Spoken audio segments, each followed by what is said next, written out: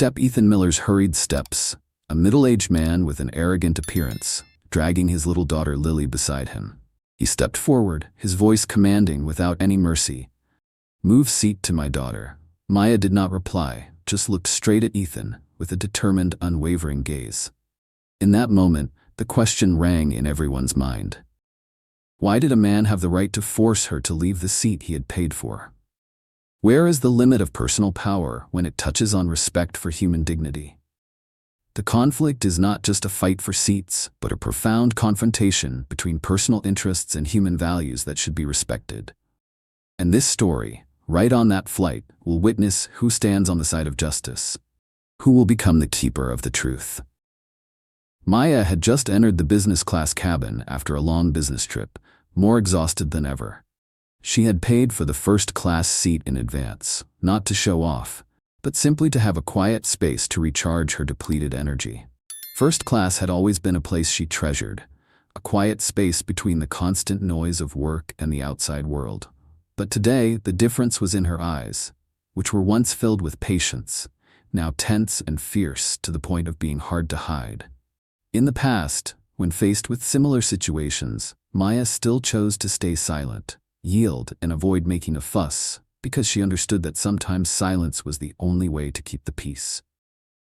But this time, as soon as Maya settled into her seat, the sharp voice of Ethan, the middle-aged man beside her, cut through the rare silence. "You must move immediately," he said, his voice growing louder, as if to deny Maya's presence in this business class. "My daughter cannot sit alone next to a stranger, especially if that person is not white." The words exploded like a bomb in the cabin.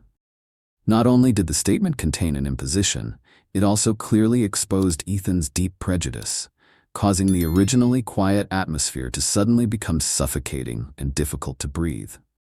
His voice echoed, causing the other passengers to turn to look. Everyone's eyes began to focus on Maya, the small woman sitting upright in her first-class seat. Some looked sympathetic, as if understanding the injustice she was facing, while others remained silent, avoiding eye contact so as not to get involved in a tense situation on the flight. The unspoken division only added to the tension in the cabin.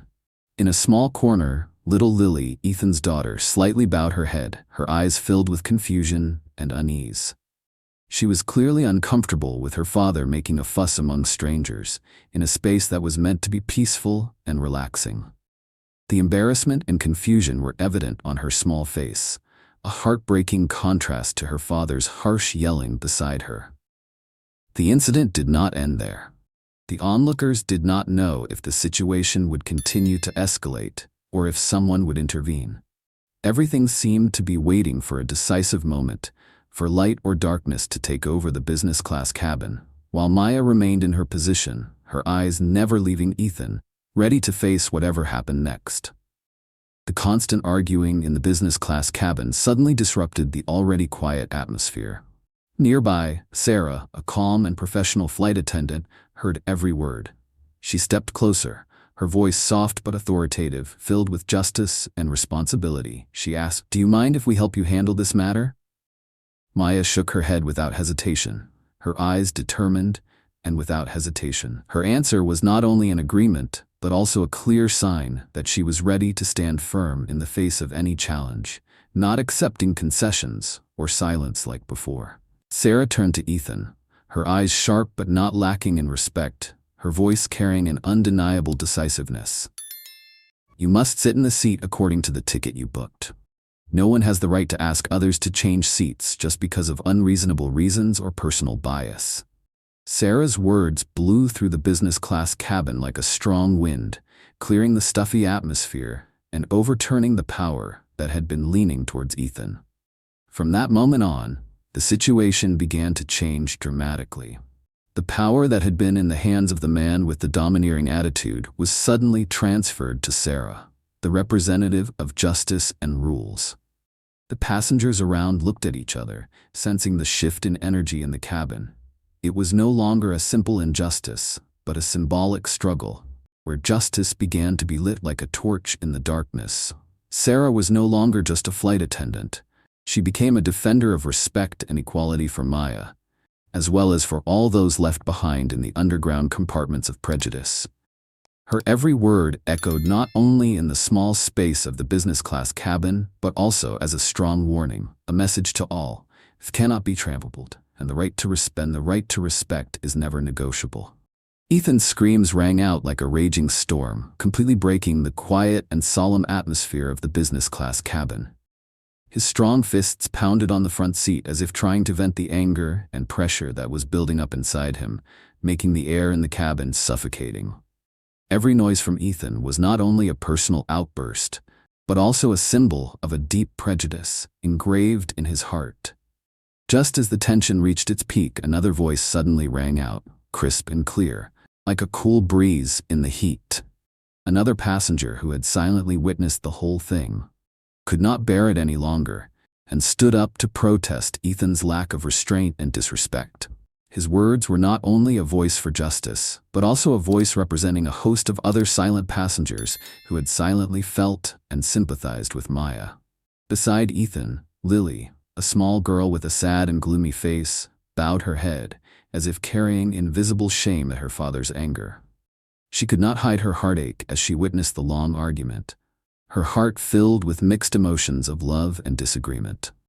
Meanwhile, Maya remained absolutely calm. Her eyes did not waver, but on the contrary, exuded a steadfast strength. Her steadfast belief was not a show of force, but a challenge to the injustices that had existed for too long, a testament to her perseverance and unyielding determination. The glances of the passengers around her, even if only fleeting, showed deep support and sympathy for Maya, creating an invisible layer of strength, interwoven and spreading in space. From those looks, not only Maya, but also the witnesses, seemed to feel that this was not just a personal argument, but a symbolic battle, where fairness and respect were being weighed, and where every voice, every look, contributed to creating irreversible change. Sarah quickly called the flight leader, her voice no longer showing any signs of hesitation or faltering, but instead was decisive and resolute. The appearance of the flight leader was like a pillar of power, immediately changing the tense rhythm that had enveloped the business-class cabin. The flight leader, with a stern gaze and professional demeanor, approached the scene. His every step seemed to soothe the anxious gazes of the surrounding passengers. He didn't need much flowery language. His warning was loud and clear. If Ethan continued to act disruptively, he would not hesitate to remove him from the flight. The message was not just a warning, but a symbol of the rules and regulations on the plane. A place where safety and mutual respect must come first.